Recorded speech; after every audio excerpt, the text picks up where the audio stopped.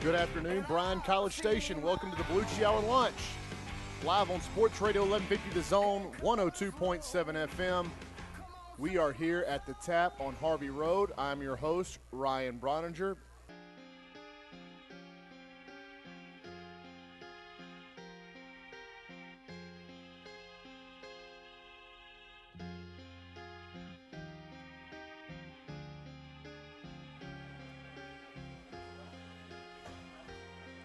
.37 on a Thursday afternoon. Ryan Broninger and Olin Buchanan, Beliucci Hour lunch, getting you guys ready for the weekend. Front table, during the break, I just want to let you know, Olin Buchanan gave y'all a compliment that I know Beliucci would never, ever give y'all.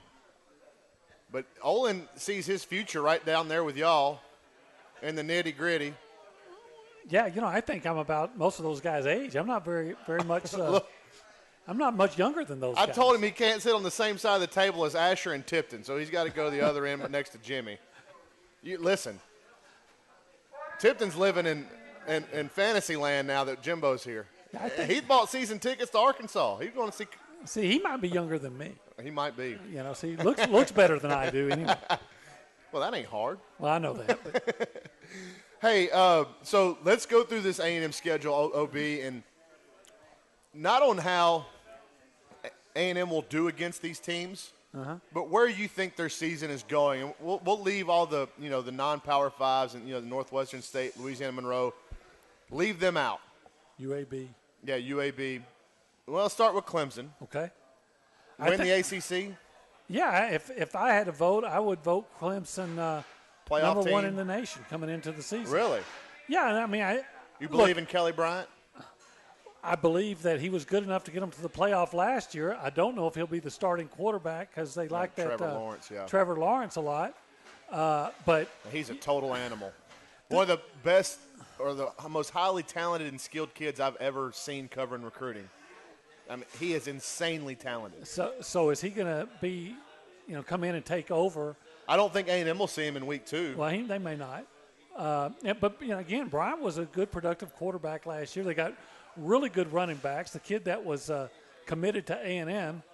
Travis Etienne. Yeah, he didn't even start, and he's their most explosive guy. They do have to locate some big play receivers. They still have the Renfro kid, the one that caught the touchdown pass to beat Alabama in the championship 2 years ago.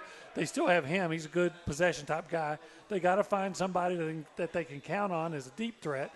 But they have a All-American tackle. They have an All-Conference center. And then on defense, the defensive front four, there are those that are saying that their front four is the best front four in college football history, and that they have 4 guys that are projected to the first round picks.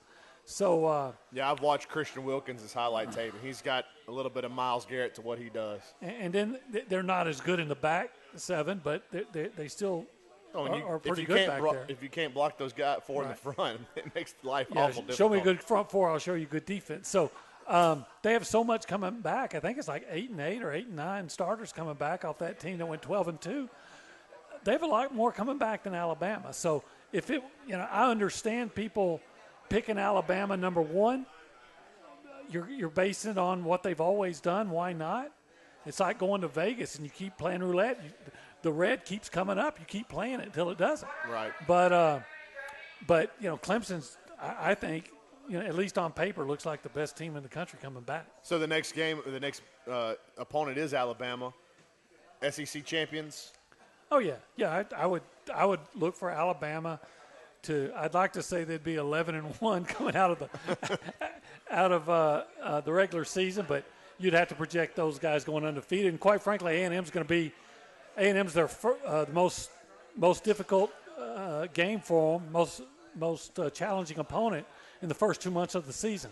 They have a pretty soft season to open up, and this is an Alabama team you want to get them early because they do have some questions, and maybe you could get them before they answer some of those questions. But by the time the Alabama schedule really gets tough, they should have everything figured out. It'll be really interesting to see what they do at quarterback. Obviously, Tua is the more talented kid. Jalen Hurts is 27-1 as a starter. I don't know how. Maybe there's some infighting or some fluctuation there by the time they get to week 4 with A&M still. but I think Tua is obviously the better player. I think 26-2, but who's counting? Because they did lose that championship game to Clemson. That's right. Wasn't his fault. He left with the lead. Everything I've heard and read out there is that Tua, how's he say it? Tagovailoa. I just say it fast. Just say it fast. And you sound right. I think he's going to be the starter. But I get it. I'm just like everybody else. I saw the second half of that championship game. But he may be the most talented guy that Saban's had. But say what you want about Jalen Hurts. The guy won. And there are his skeptics and his critics talk about that say he doesn't throw the ball well. But I saw him again in that Mississippi State game when the game was on the line late in the fourth quarter, make some big throws. And, from what scares me about a quarterback is one that if you can get a good pass rush on him and he can make you miss and then can run 20 or 30 yards, and, hey, he did that to A&M. Sure. I don't know that Tua is going to be the same running threat. I'd rather have a quarterback in the pocket if I'm on defense. Tua is certainly athletic enough. I've seen him in the but not like Jalen Hurts. No, he's not as elusive of a runner as Jason Hurts. I don't think you're going to have to worry about Tua tucking it and going 40 yards on you. Alabama playoff team for you? Oh, absolutely. Okay. Why would they not be? Again, the same thing you said about the roulette. It keeps coming up red. Just stay with it? Yep. All right, so now we get into the fun stuff because I think Clemson and Alabama were the easier ones to navigate through there in terms of analysis, season-long analysis. Let's go Arkansas and Kentucky. Okay, Kentucky's going to probably go about 6-6. They feel like they're a bowl team? Yeah, I think because of the East. That's part of it.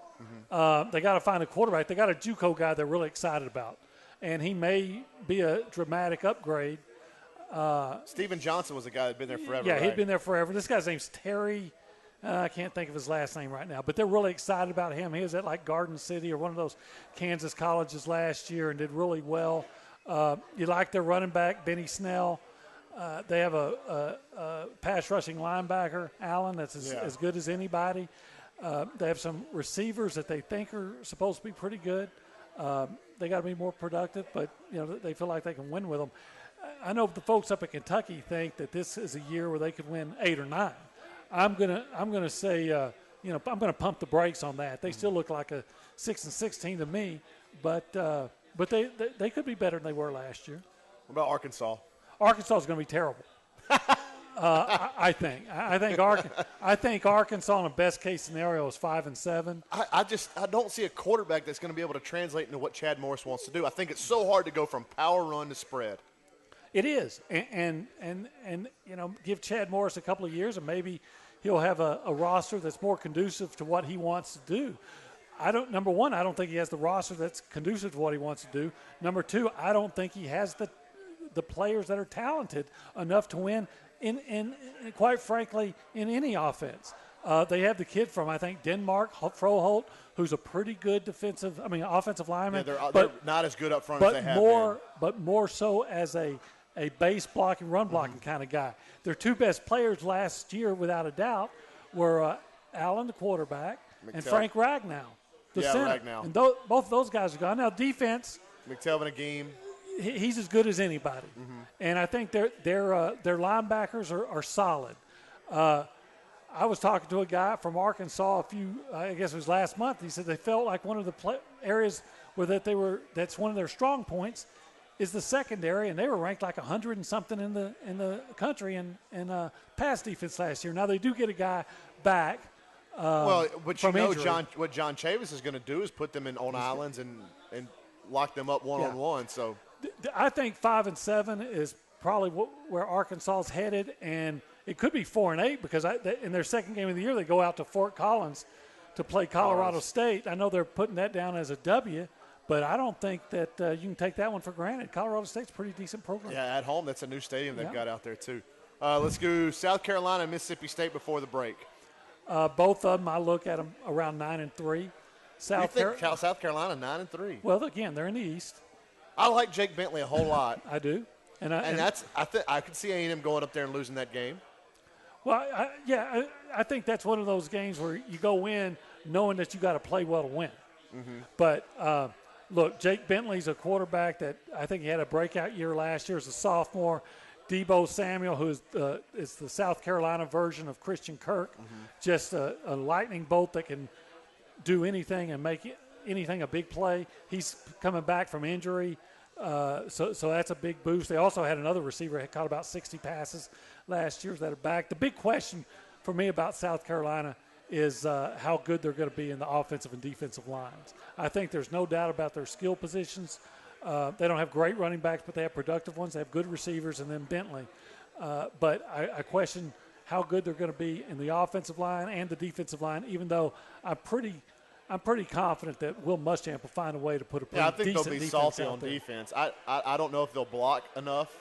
Jake Bentley, you saw what happened to him at Kyle Field last year, just beat to death in that second half. Loved his poise, loved his moxie, but if they don't block enough, we talked about Austin Allen like that, just getting beat up, and you admire the kid's toughness, but hard to win games when you don't block people. Mississippi State's going to be really good. Nick Fitzgerald. Yeah, and I've talked to some people out in Mississippi, and they say, hey, he's completely back. He's 100%. And the big question there is that new coach Moorhead wants to throw the ball downfield more.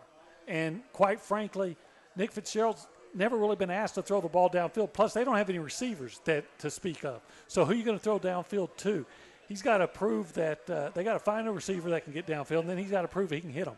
But I think A&M knows better than anybody what a threat he can be, because he's a heck of a player. They got 4 starters back on offense, on the offensive line. They got a good running back, Aries Williams, and their defensive front's as good as anybody. Yeah, I think Mississippi State's going to be really tough, and Nick Fitzgerald has ate up A&M in his 2 appearances against the Aggies. On the other side of the break, we'll close the show with Auburn, Ole Miss, and LSU. Get Olin's thoughts there. We'll send you guys into the weekend. Beliucci Hour lunch live on the Zone.